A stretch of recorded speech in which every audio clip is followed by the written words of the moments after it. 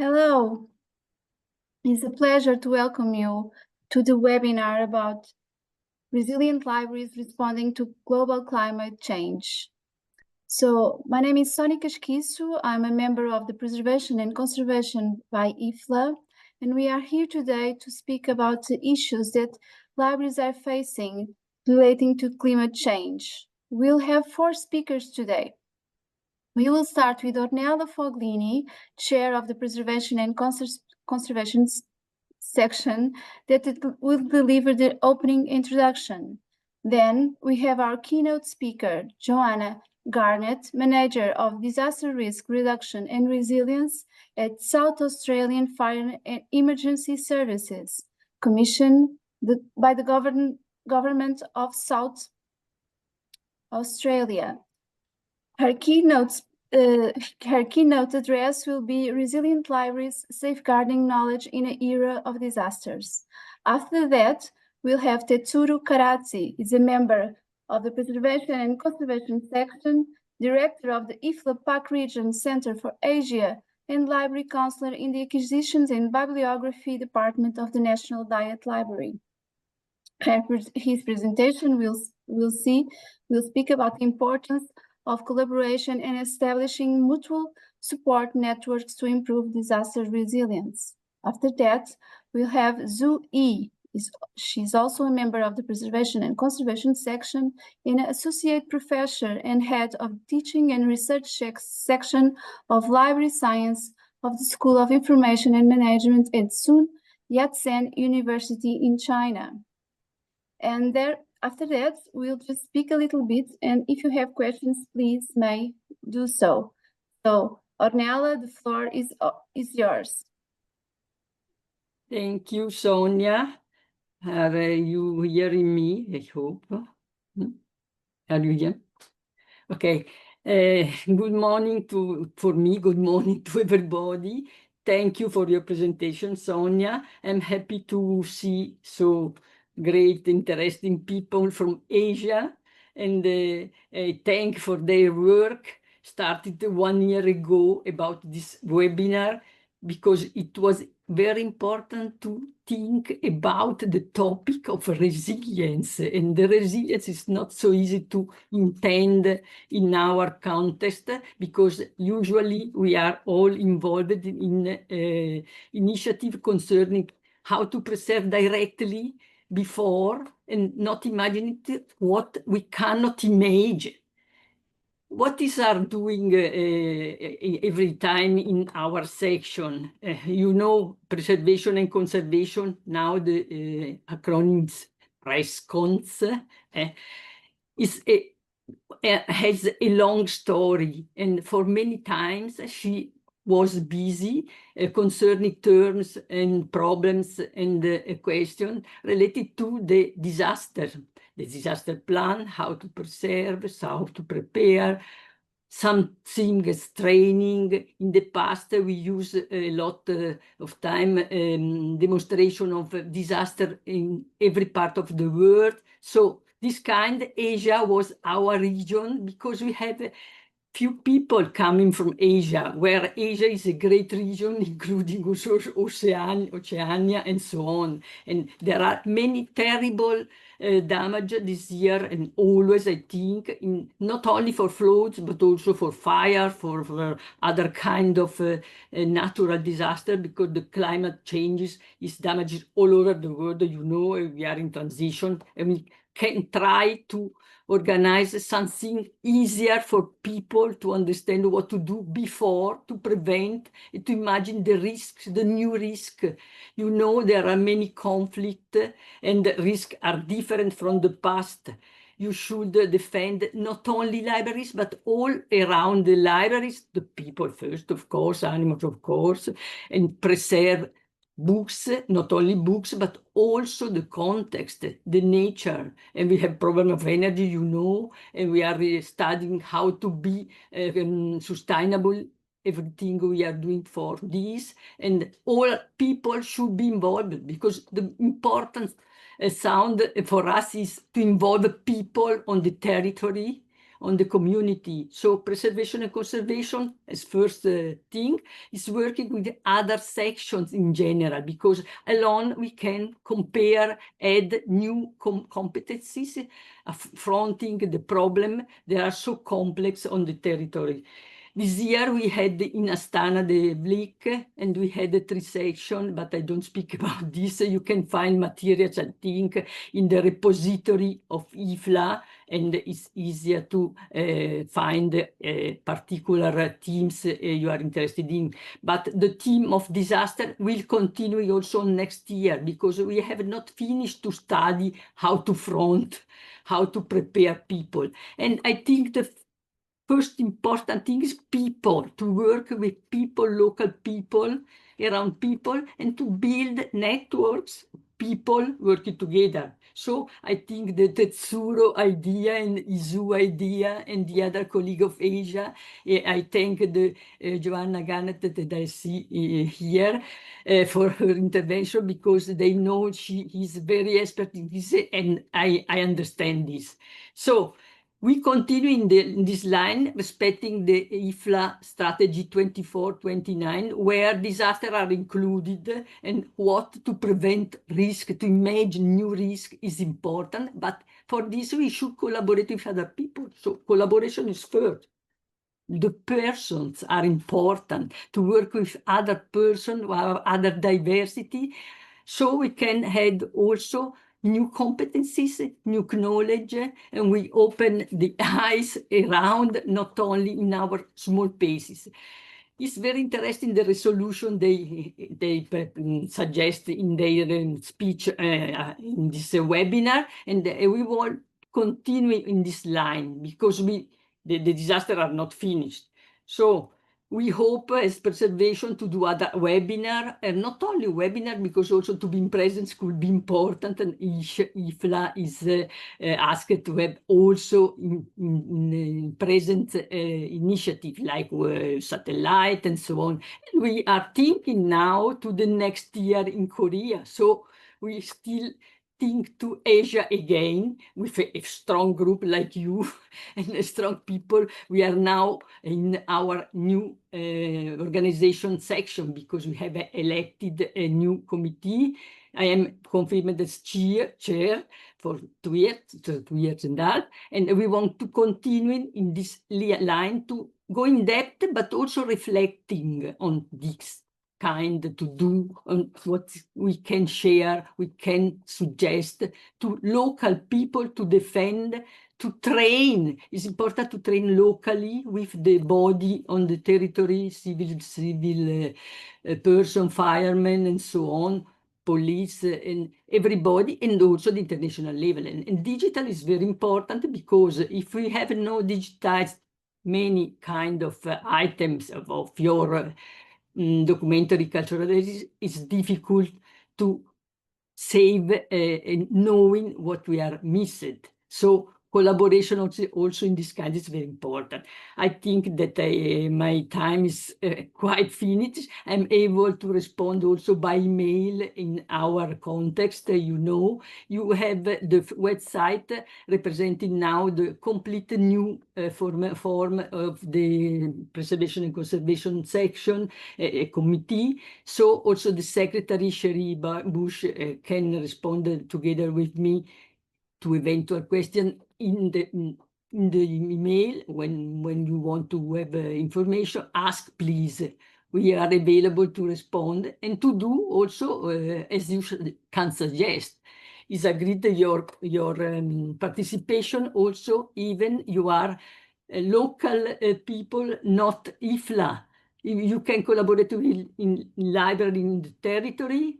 You can became probably also member of IFLA, but it's important to spread the knowledge concerning how to preserve, how to defend, how to imagine. We need imagination to think to the change of many things in our life. All is changing, and we are in continuous transition. Thank you for your great work. I hope you enjoy people attending this webinar, and we count to do more on this. Thank you very much to all. now I think is speaking our keynote speaker, the Mrs. Garnett, professor. Very important. Oh, just Mrs. Garnett. I'm halfway through my PhD, so hopefully next time we speak, it will be Dr. Garnett. Will somebody share my slides, or would you like me to share them? We are seeing them, so it's great now. Thank you. Everybody can see that, okay? Yes, yes, okay. Okay. So I'll just bring up my notes. So first of all, can I just say a really big thank you for inviting me to speak this evening. I always adore talking about libraries. I do have to say I am not a librarian by trade. Obviously, I come from an emergency management background, but the knowledge and the gracious sharing of my library colleagues from across not only Australia, but across the globe is really been incredibly informative for me, particularly over the last 8 years, where they've very kindly shared their experiences. So I'd just like to start by acknowledging the traditional lands from which I present to you this evening, and that's the Kaurna people of South Australia, and I pay my respects to elders past and present from our Aboriginal communities. I'd also like to acknowledge the traditional owners of the lands from where you are joining us from this evening, wherever that may be from across the globe. I'd also just like to thank IFLA and the webinar organisers for the invitation to deliver the keynote, and obviously extend my thanks and appreciation to my fellow presenters. And so what I'd just kind of like to talk to you about this evening is really to build upon that initial thing we were talking about collaboration. And for me, any opportunity to kind of share perspectives that we've learned from across the regions and across other disciplines is always something that I take very seriously, both personally and professionally, because it's only in the sharing of each other's experiences that we learn and we can build upon for ourselves moving forward. And so the focus of the discussion this evening is very much looking at the context of library resilience in an era of a changing climate. So what do we mean about libraries at the front line? So across the world, all types of libraries, as I'm sure many of you have experienced personally, many libraries obviously safeguard our collective knowledge, all of our memories, whether that's at a local community level, at a national level, a state level, or have global significance. They are trusted spaces where our communities gather, they learn and they connect. And so for me, libraries have always been a really critical component of our social capital infrastructure, within which Australia is actually developing a national framework at the moment around social capital, which is due to be released this week. And it's been my pleasure to absolutely make sure libraries are advocated for and covered within that. But obviously both of the collections and the communities that libraries face are facing increasing risks from climate-driven disasters. So from Australia's context, more than 90% of our major disasters are weather-related, whether that be storms, droughts, floods, or fires. The impacts of climate change are demonstrated by our increasingly longer fire seasons. Extreme heat is on the increase. So, for example, our record hot days has actually doubled in the last 50 years.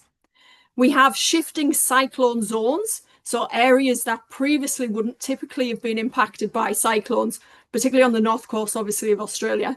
We're finding that shifting quite quickly and quite rapidly.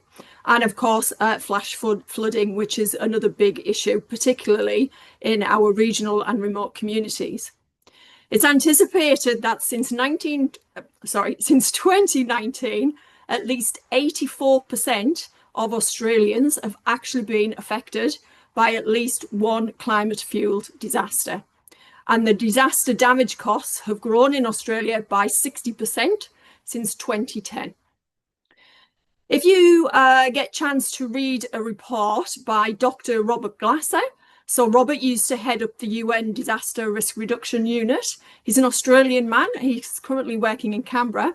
But Robert developed a report a couple of years ago called The Emerging Era of Disasters. And this report really highlighted the rise of not individual disaster events, but concurrent and successive extreme events, which of course from a disaster response perspective particularly, and a recovery perspective, is obviously extremely concerning and a big shift in the way that emergency management has traditionally viewed a disaster. So within this rapidly changing climate that we face, libraries obviously need to start thinking about moving from a reactive disaster response, i.e., what are we going to do when a disaster hits, to a proactive resilience building frame of mind. So what can we actually do prior to a disaster, as opposed to the more historical way of emergency management thinking, which is, well, when a disaster hits, then we think about it. So what do we actually mean by resilience? So resilience in the emergency management context is a very common term. However, it can confuse people, I think. And I think that's because it's quite misunderstood.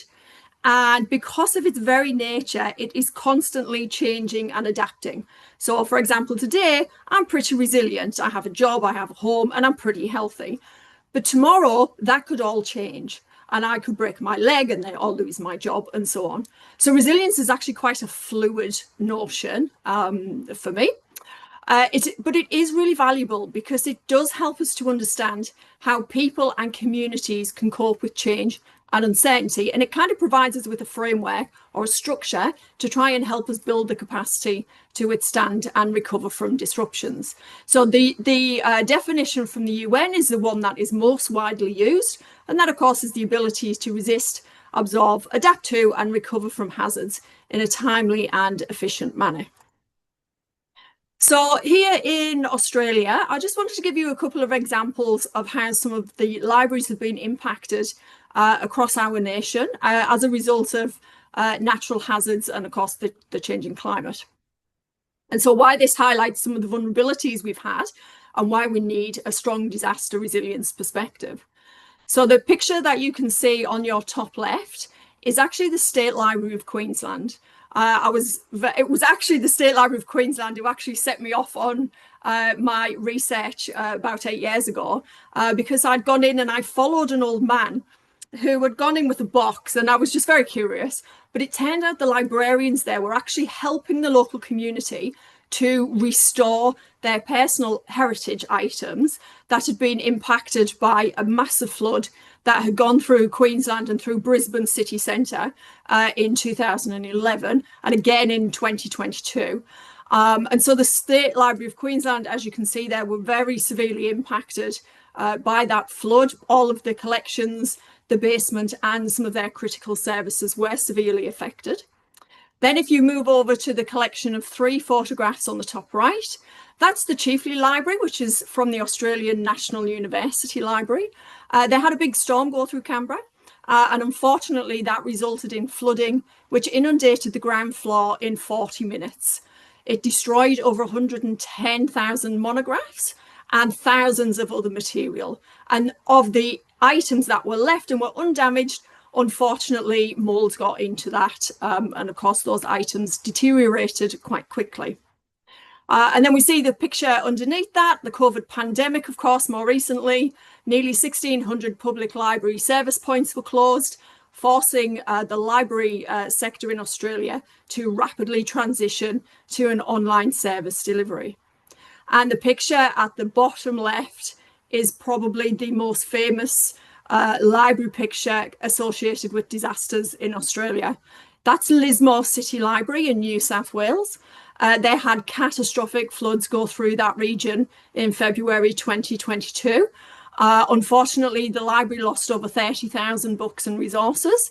And this image of staff and volunteers removing the waterlogged books from the library and chucking them out of the building's windows become quite a sort of a symbol of the devastation of the floods. They have actually only just recently been able to reopen the library, but it did have massive support from the community, which was really lovely to see.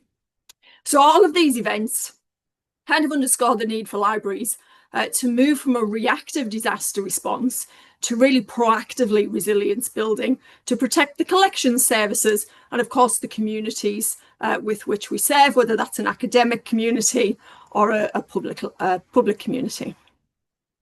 So why resilient libraries matter?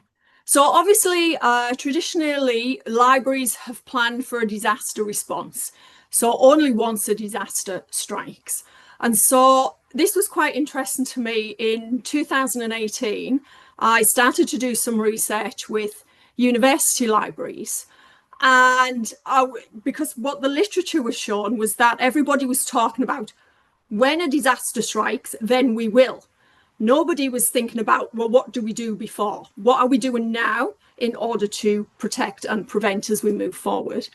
And so what that initial research showed was that despite the fact that over 90% of the surveyed librarians experienced a disaster, 90% of them didn't have a specific plan to protect any special collections, even though 92% of those librarians surveyed did actually hold special collections.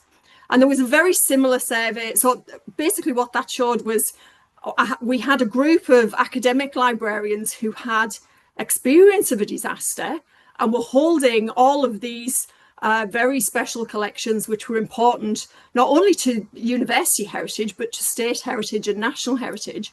But there was no plans in place to actually protect those. So the disconnect was quite interesting. There was a very similar survey just recently conducted in the United States, and that found that only about half of the public libraries in America actually had a disaster management plan. So these plans remain very important, but they are largely reactive. And they are talking about what do we do when a disaster strikes. And there's a very good quote from Graham and Spenneman in 2006, which says that if cultural heritage is fortunate enough to survive the actual physical impact of the disaster itself, will it actually survive the decisions made during and after the disaster? The effects of ill-considered management action can actually be worse than the initial hazard and disaster itself.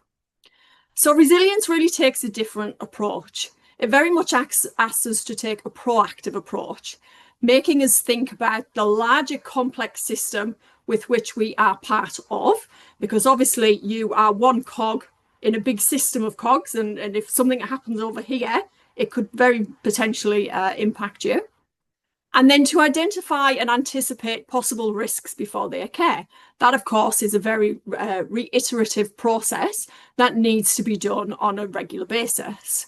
It also asks us to think about preparing as much as we can in advance for whatever the hazard may be, and also to build our capacity to adapt and recover quite quickly. So resilience isn't really a plan or a checklist. The actual value in writing a plan is actually the conversations you engage in through the planning process, because this is usually where we find the gaps in the system and we're usually identifying them. So what I often say is resilience is actually more of a mindset. It's really trying to develop a culture within a library of preparedness and to create a framework for adaptation, regardless of what the hazard is that you may face. And that's really important, I think. I've had this discussion with a fair few library leaders, and that's really important for them, I think, to adopt and to encourage that kind of mindset. So so some people say, well, where do we start? What do we do when we start to think about resilience? And here you can see kind of when I say if you're starting out on the resilience path, there's kind of three areas I would probably say to start thinking about. And these are questions to ask yourself as an organisation. So what's our coping capacity? What is our ability to withstand a sudden disruption with the flexibility that might be needed? And so this is the part of resilience building which really would get us through the immediate challenge. So these are things like, do we have disaster salvage kits? Do we have clear emergency contact lists? Have we done staff drills and training? Have we got backup power supplies for our IT and climate control? The next one is, what's our adaptive capacity? What's our ability to make long-term adjustments based upon the lessons we learn and we learn from other people? So, for example, what are we doing to try and reduce the impacts rather than stop every crisis? So, for example, if we know we're in an area that is prone or likely to flood, are we thinking about building flood resilient facilities? Are we digitizing rare or at-risk collections? Are we a digital first collection in terms of our policy development? And are we updating our risk assessments with local partners? And finally, and this is the big one, because we're talking about system change here, what's our transformative capacity? So what's our ability to fundamentally rethink our operations when required? And so often we find this happens when we're responding to major or repeated challenges. So, for example, can we upscale and expand digital services quickly and easily? Do we have different distribution service models? Are we embedding resilience and sustainability into all our planning? And can we position libraries as community resilience hubs for when disasters strike? So from an organisational perspective, this can mean, are we working together to function and sustain our critical systems, even when they're under stress? Are we able to adapt to changes in the physical, social or economic environment? Are we self-reliant if our external resources are limited or cut off? And are we learning from our experiences and others to try and improve over time? So that's all great, but how do we actually do that in real life? So there's just a couple of examples that we've tried in South Australia to build resilience of our libraries. So the first one is a disaster resilience toolkit for libraries. There is a research institute based at Flinders University here in South Australia called the Torrens Resilience Institute, who developed a scorecard for resilience for communities. And essentially we took that and we adapted it to be a resilience toolkit for libraries. It's free and you can download it. There is a link in this presentation for later on when you want to have a look at it.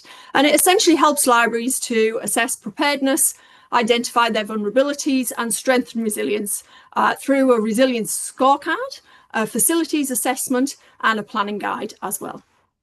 The other thing we did was actually host the first ever forum in Australia between emergency management and cultural heritage. So we brought together over 60 representatives from libraries and museums and identified over 40 plus actions to protect our cultural heritage, and that's an ongoing piece of work. And the government also funded disaster training for local libraries and community museums.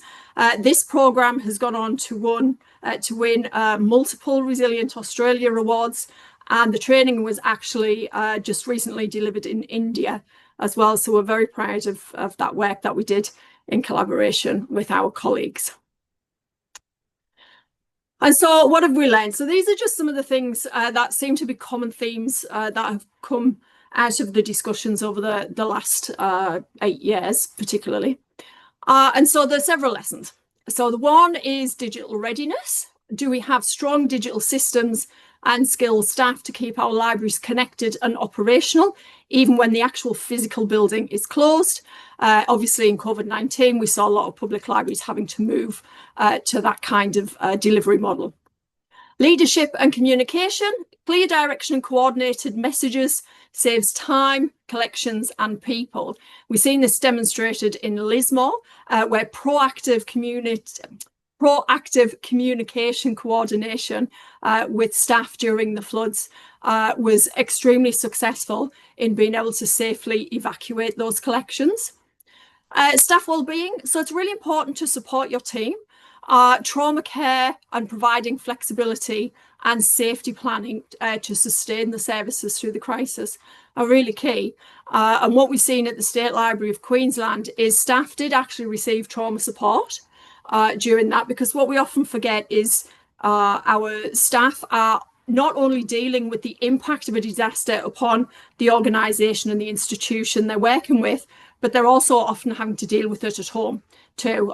We've particularly seen that in Queensland, where a lot of their staff were trying to deal with helping because they passionately cared about their collections, but also having to deal with the fact that most of them had lost their homes in the flood as well. So it's really important just to remember to look after staff from that perspective. Protecting collections, move, monitor and design smart climate aware storage. So after the floods at the library at the Australian National University, they actually redesigned their storage and improved the flood mitigation planning to better safeguard their collections. And also the other thing that I keep finding very interesting is some people don't have a list of significant items that they hold in their collection. Or priorities, a priority assessment. So what are the 10 top things that you would save in your collection if it was a time critical situation? Do people know where they are and how to access them, for example? And again, collaboration, my favorite word. How do we work across networks and sectors sharing our learning? And of course, the work undertaken with the workshops is a good example of that. Inclusion and equality, so we need to plan for everybody, and I think libraries are actually very inclusive as a start. It's the last place I think everybody is welcome and nobody expects anything from you. You just go there to be.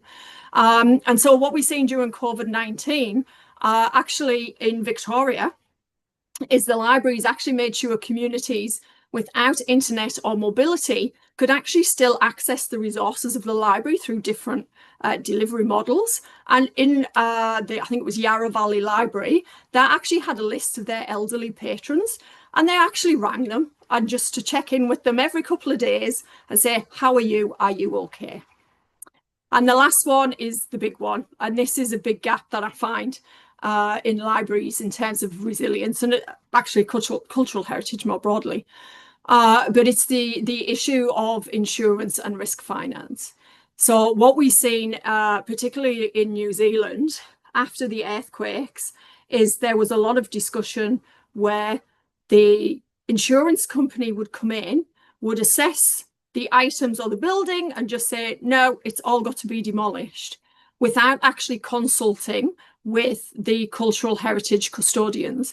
And so that created a big issue, because the question then really is, who decides what gets restored? Who decides what gets chucked down? And do you actually have specific insurance for particularly special items that you hold? And so we find that's not really a huge consideration here, but New Zealand had some really excellent lessons about making sure that when you are talking about insurance coverage, who actually gets to decide what's kept and what isn't? Because some people were saying, well, actually, you've chucked that rare book out, but actually we know somebody who could restore that. But the insurance companies were saying, well, that's just too expensive. It's cheaper for us just to write it off, without actually acknowledging the cultural heritage significance of what that particular item was. And we're also seeing in regional Queensland, some of the libraries there actually relocated some of their key collections ahead of floods that were predicted, and therefore protecting their resources and claiming insurance only where needed. And finally, obviously, a resilient library is far more than just a safe building. You know, they're certainly anchors of knowledge, culture, and our community. So as we enter an era marked by complex, concurrent, and compounding disasters against the backdrop of a changing climate, resilience really does need to be front and centre of thinking and needs to really be embedded in every aspect of library considerations. Thank you ever so much for the opportunity to share these reflections from Australia with you this evening. Thank you.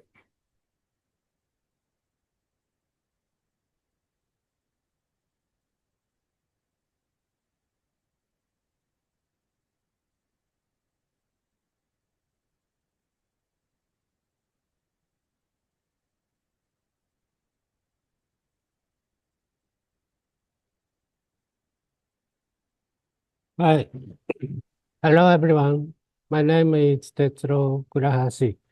I work at the National Diet Library of Japan, and I'm the director of IFLA Regional Center for Asia.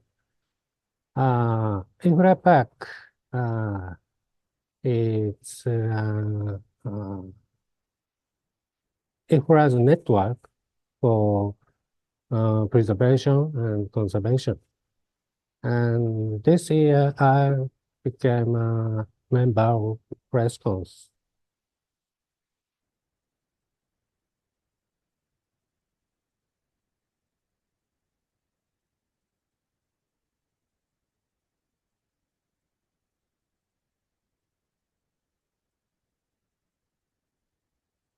In this presentation, I'll talk about the importance of collaboration and establishing mutual support networks to improve disaster resilience.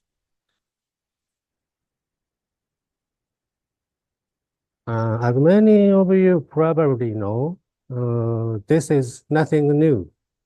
For example, IFLA disaster preparedness and planning concise manual was published by the IFLA PAC in 2006. It describes establishing and maintaining collaboration with outside agencies and individuals as part of disaster response preparedness.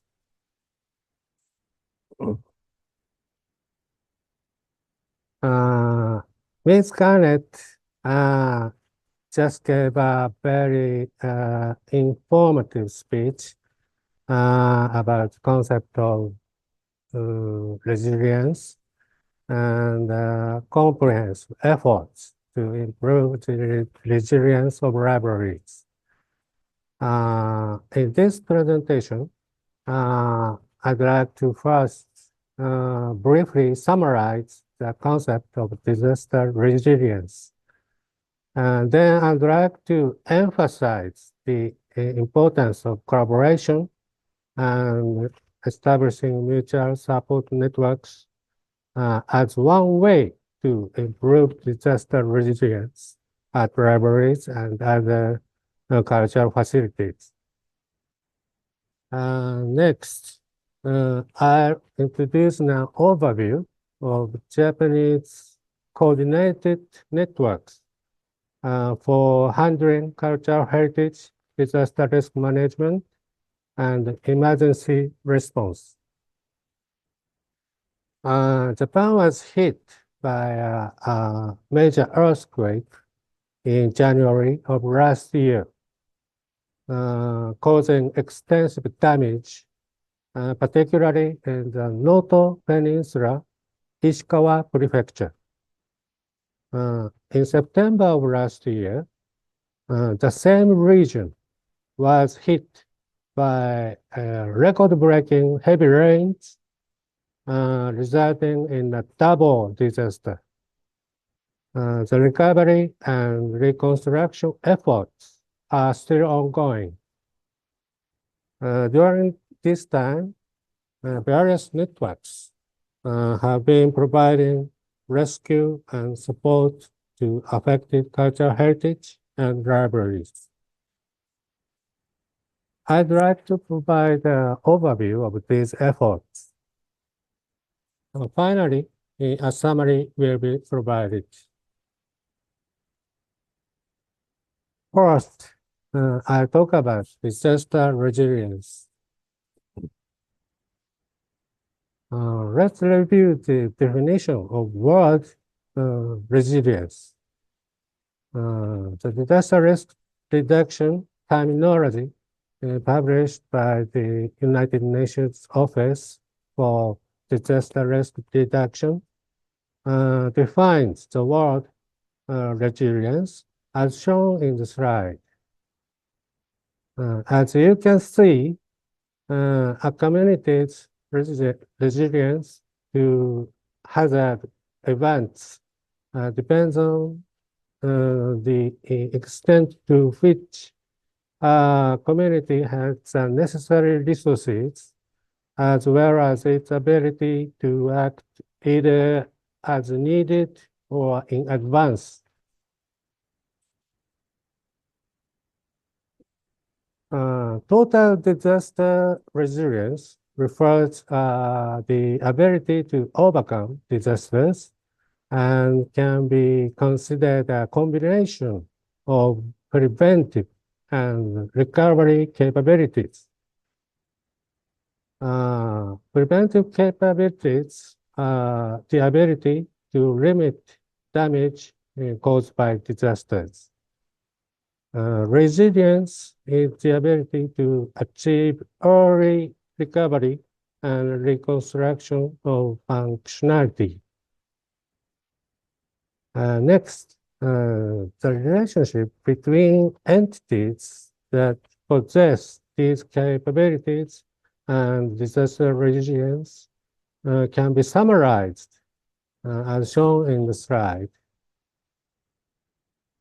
Individual capability, self-help, community capabilities, mutual aid and cooperative aid, and society capabilities, public aid. These are interrelated and form disaster resilience.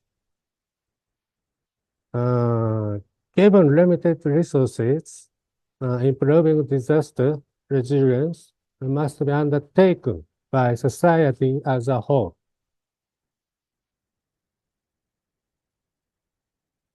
When considering improving disaster resilience, it is important to keep in mind the increasing risk of disaster due to changing circumstances.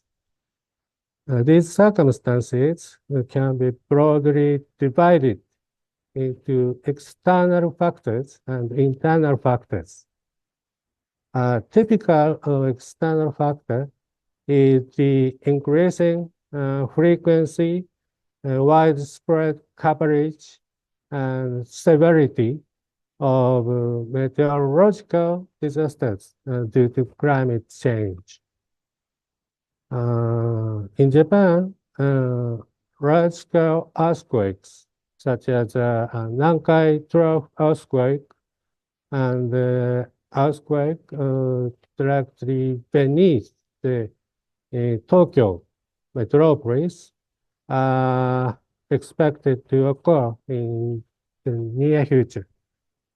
And various actors across society are working to prepare for these disasters. Example of internal factor is the changes in local communities.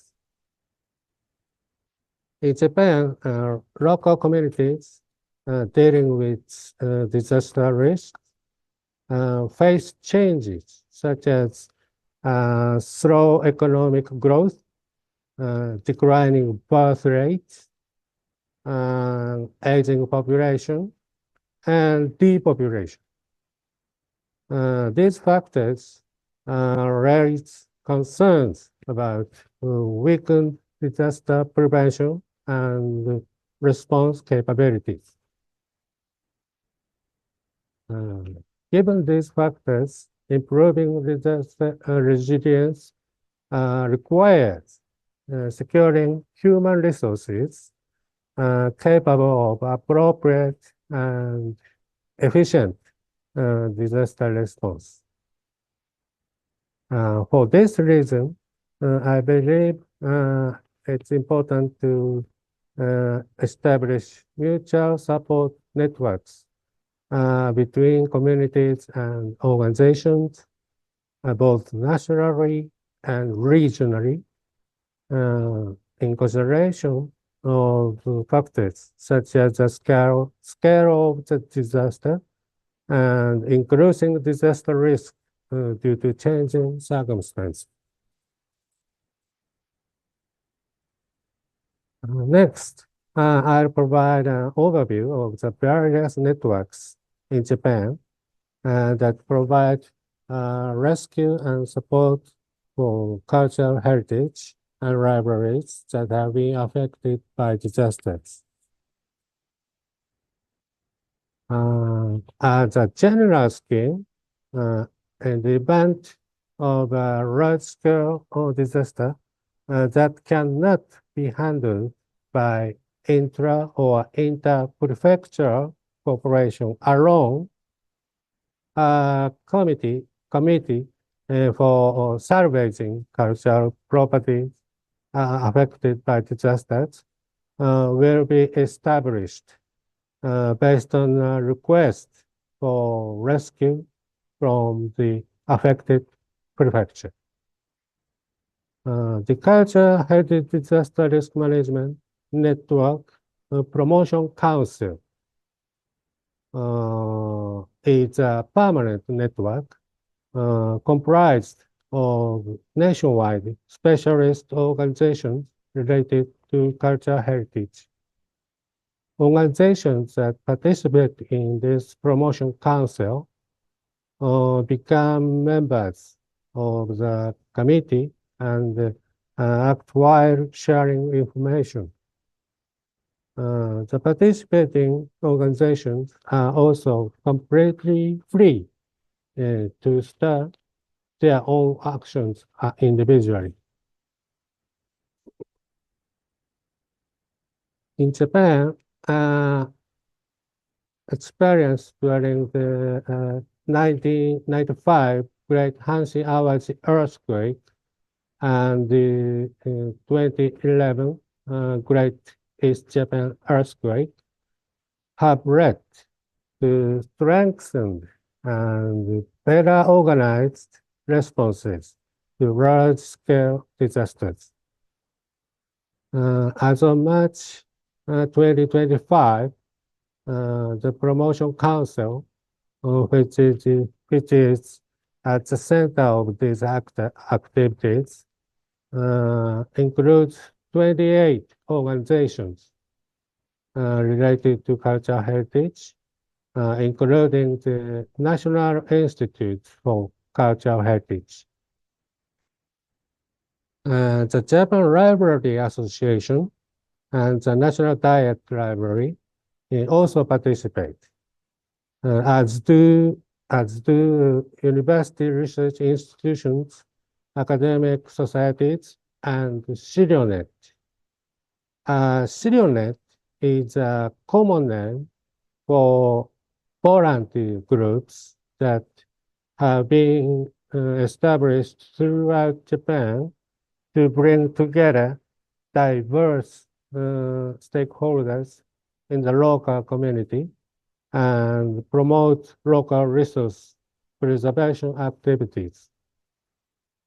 The disaster response guidelines of the Promotion Council provide a basic outline for participating organizations to use in collaborating and sharing information. The Cultural Heritage Risk Management Center serves as a secretariat of the Promotion Council. The center was established in October 2020. It carries out a variety of activities as a head of a national level or disaster risk management network in collaboration with various organizations and networks related to history and culture. These activities take place not just in the event of a disaster, but also during normal times. The center works hard to build regional or disaster risk management networks across Japan.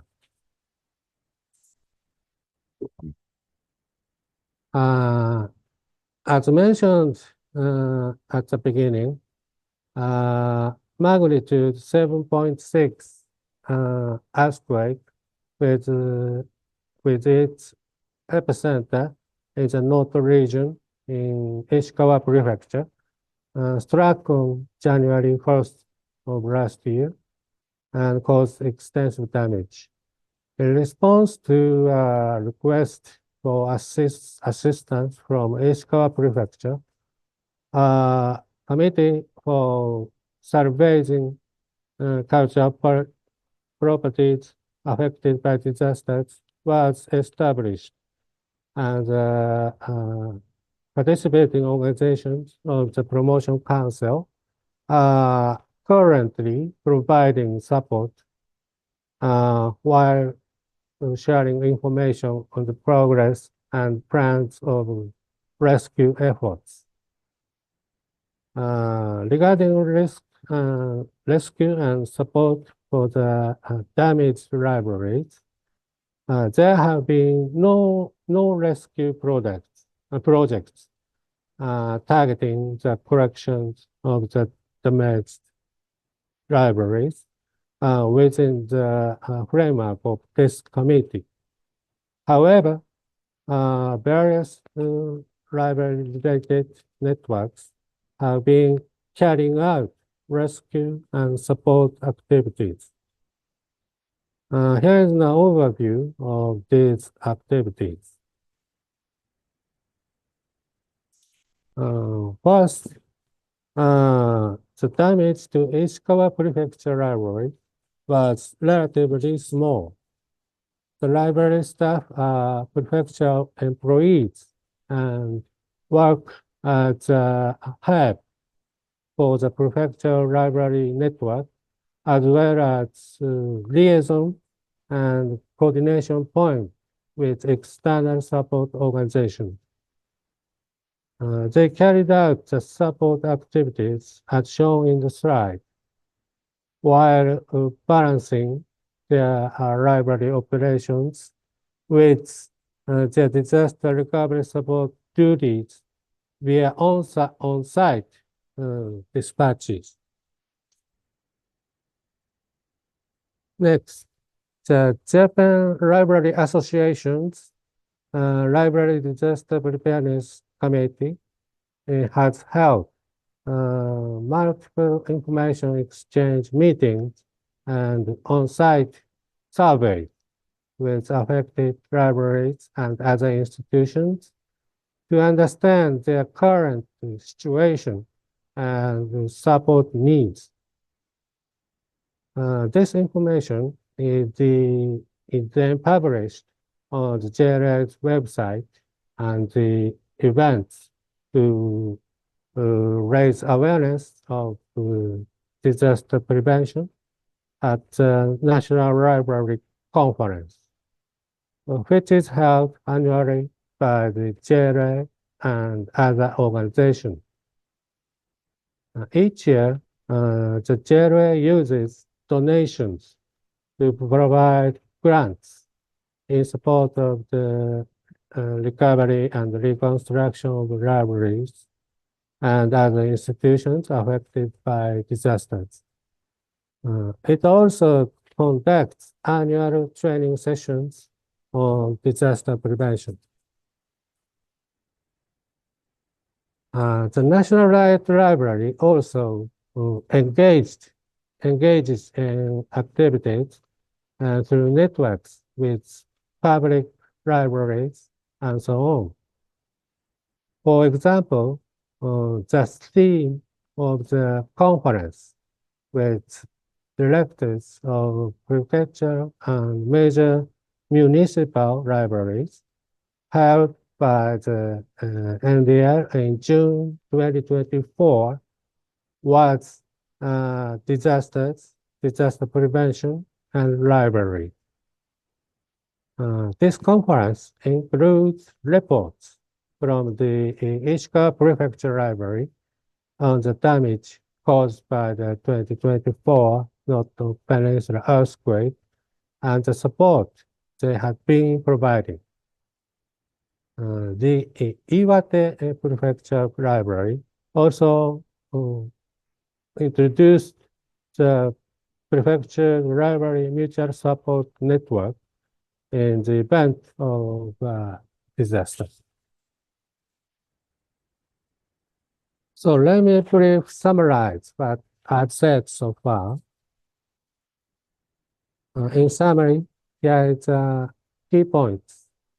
Under the common goal of preserving and passing on the region's cultural heritage, I believe it's important to establish mutual support networks with neighboring mutual municipal governments and institutions related to cultural heritage in normal times to maintain regular and collaborative relationship and to improve them as appropriate in response to changes in the situation. This framework also includes collaboration with networks involved in various ways with local cultural heritage, as well as collaboration with experts and specialized organizations that understand how to rescue cultural heritage. It's also important to establish a national level support network in the event of a large-scale disaster. I think it will be desirable to establish response networks that correspond to the scale of the disaster and so on. Given the limited resources available, let's work to develop more efficient and effective mutual support networks, considering the situation in local communities. Finally, I'd like to introduce one initiative that born out of this disaster. In response to the 2024 North Peninsula earthquake, the Ishikawa Network for Preserving Historical Materials, called the Ishikawa Shiryonet, was launched in March 2024 with its secretariat at Kanazawa University. As a volunteer organization, its members are mainly university instructors, local government officials, museum curators, and history researchers in Ishikawa Prefecture. Ishikawa Shiryonet works to preserve and pass on historical materials remaining in Ishikawa Prefecture. Many students and graduate students have been participating in these rescue activities. In December 2024, the Ishikawa Shiryonet, in collaboration with various related organizations, planned and produced a pamphlet titled Save Disaster Affected Cultural Properties.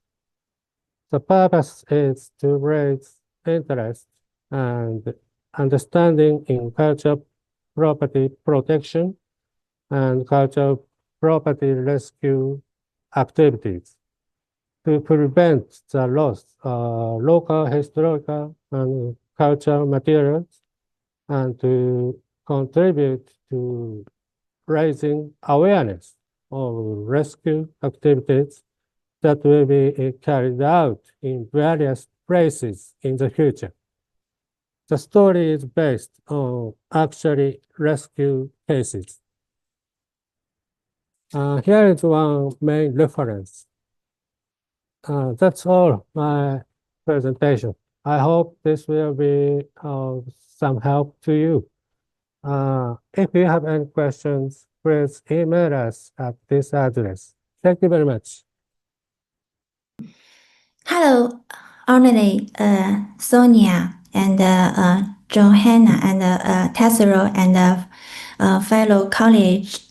Good morning, good afternoon, and good evening. My name is Joey from China, and I'm associate professor at the School of University at the School of Information Management, Sun Yat-sen University. Let me briefly introduce my university in just one or two sentences. Sun Yat-sen University is the top 10 university in China and founded in 1924. It was established by Dr. Sun Yat-sen, who was a great forerunner of the Chinese Revolution and is known as the father of the nation. Okay, that's all. One of my research interests is library disaster management. So today, I'm delighted to share my research insights and thoughts on developing a natural disaster resilience evaluation index system for library collections in China. The reason my presentation today focuses on special collections is that China is a large country with a huge number of libraries of various types. There are disparities in regional development. Therefore, to promote disaster resilience evaluation, we need to start with core and important collections and roll out the work in hierarchy and fifth minor. And today, my presentation will cover 4 key questions: why construct evaluation indicators, how to construct, the main content of the evaluation indicators, and the 4 is research reflections. Let's address the first question: why do we need to construct a disaster resilience evaluation system? Against the backdrop of global climate change, the occurrence and development of disasters present the following characteristics. 1. Disasters have broken away from their traditional single nature, giving rise to a new paradigm of overlapping multiple risks. 2. Global warming has directly altered the probability distribution of disasters, making the low probability and high risk of the disaster increasingly promoting. The 3. Climate change has reshaped the geography partner of disasters, and urban expansion has further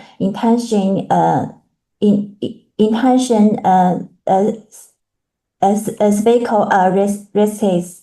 And 4. The social and economic impact of disaster have penetrate deeply into various aspects. The vulnerability of urban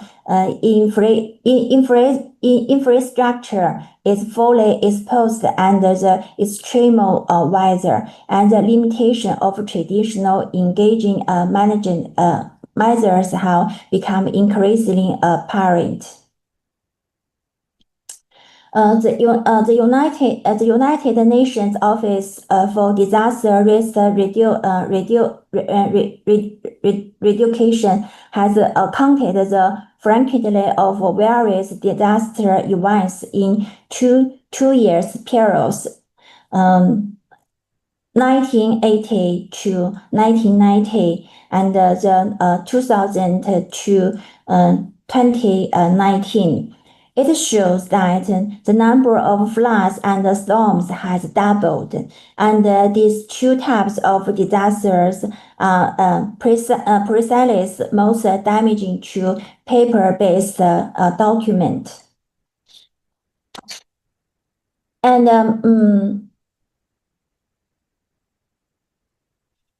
from about summary of development trends of natural disasters and statistical data from UNDRR, we can clearly see that climate change has turned urban disasters from occasional events to regular threats.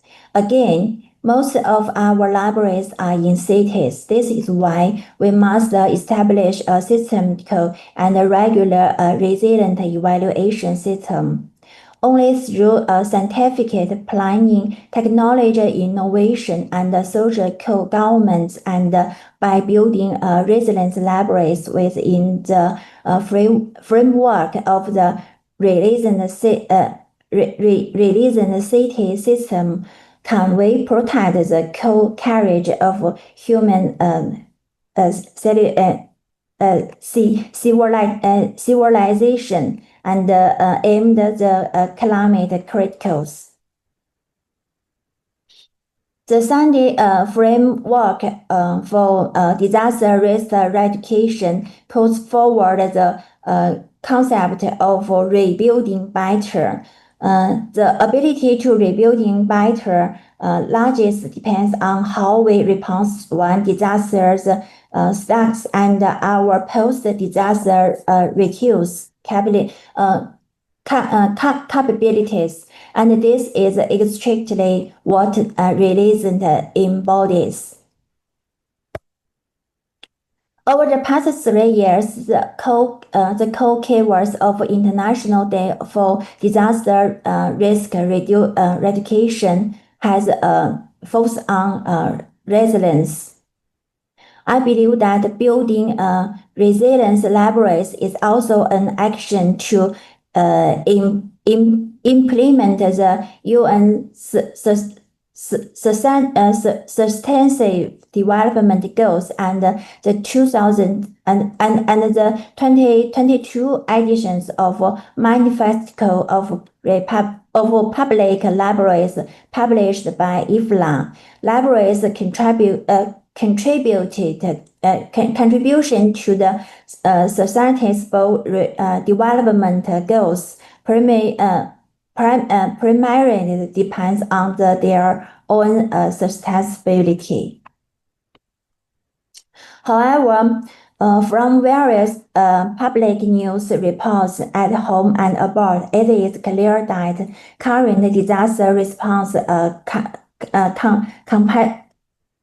comparisons of libraries is obviously not resilient enough.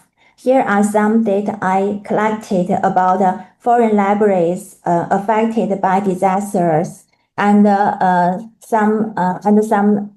here is the data about the Chinese libraries affected by disasters. So, to improve libraries' resilience against a nature disaster, how do we establish an evaluation in that system? Regarding these questions, the first basic theoretical step is to introduce resilient theory from the fields of emergency management and public admission into the field of document protection management. Then, under the guidance of this theory, library sectors in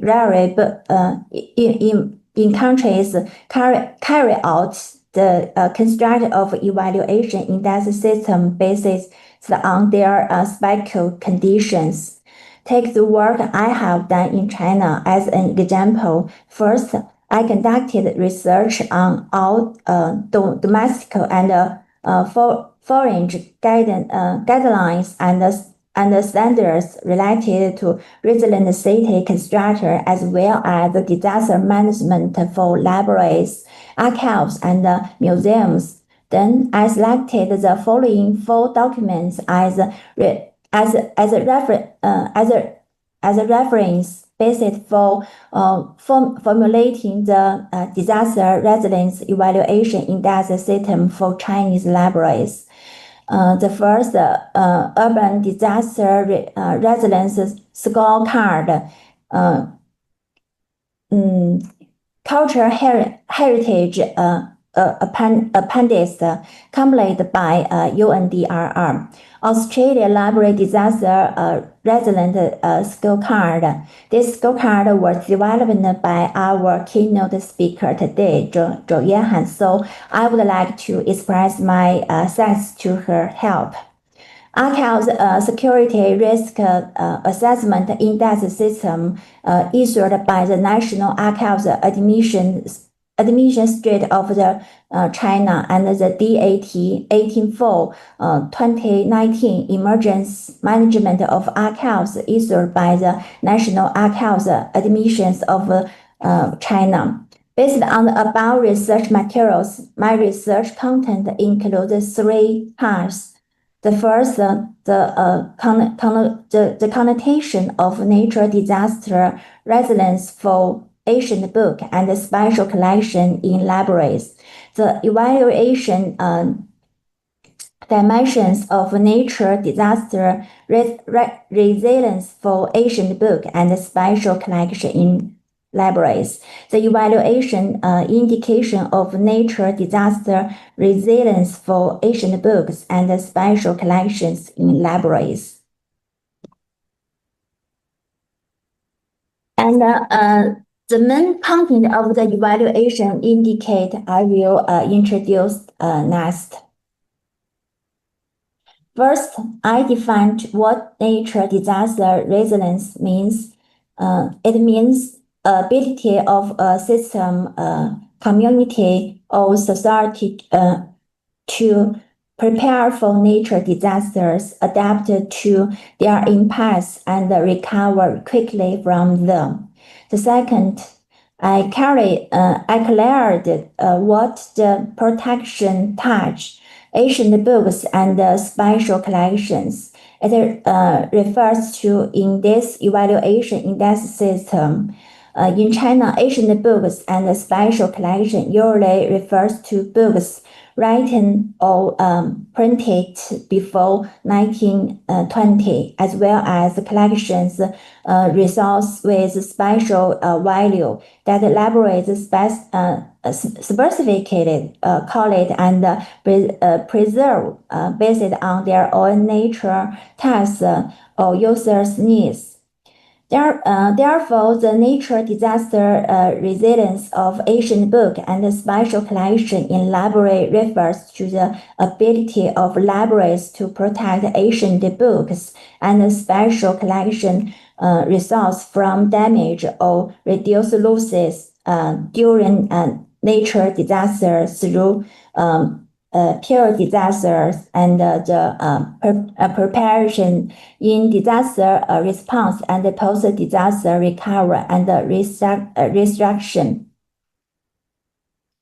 The evaluation dimensions of nature disaster resilience for Asian book and special collection in libraries I constructed include 3 aspects. The first, disaster prevention and preparedness. It is refer to the ability of a library to enable his special collection and Asian book to better respond to nature disasters through risk assessment, planning, resource allocation, personal training, and drugs before a natural disaster coming. Disaster response and handling encompasses the ability of a library to minimize the damage to his special collection of Asian books through early warning and initial response measure, organizing evacuation and rescue, and coordinating resources in the event of a nature disaster, post-disaster recovery and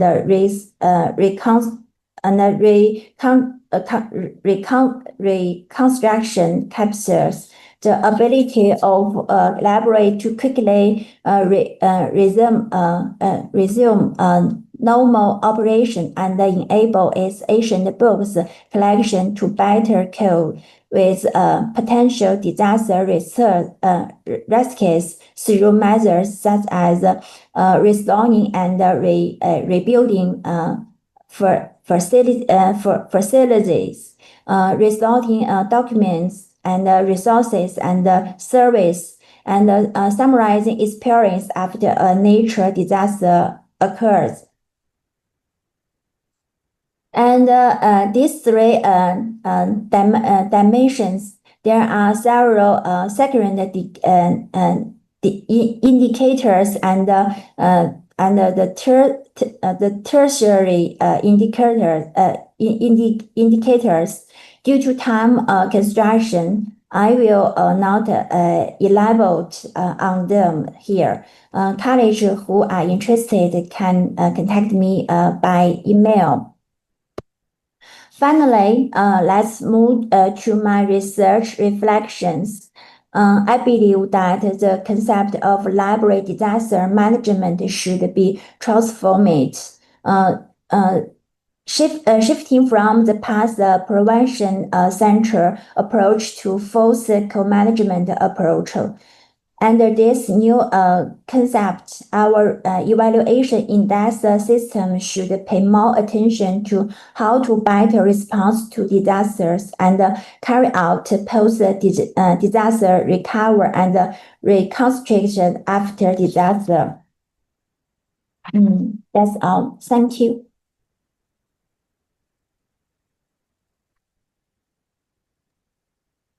Thank you very much to all our speakers. I think it was a really interesting session that highlighted the crucial role of library resilience in safeguarding knowledge during disasters. I don't know if we have any questions on the chat, on the Q&A.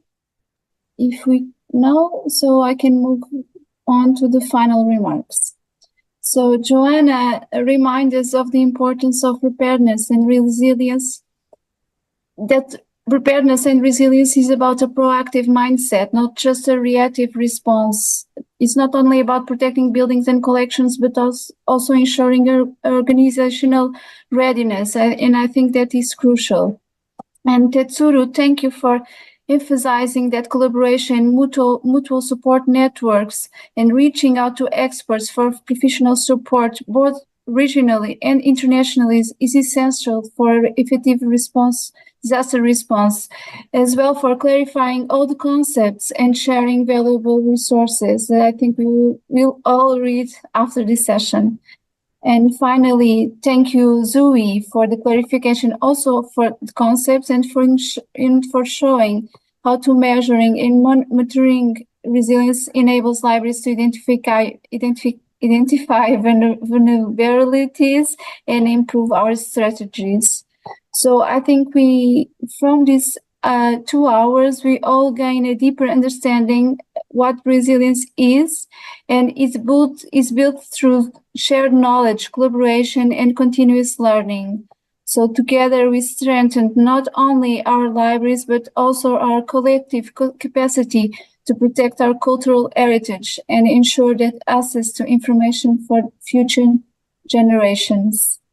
So I would like to thank all our speakers for being here, all our colleagues from PRESCONS for helping to organizing this, and from IFLA.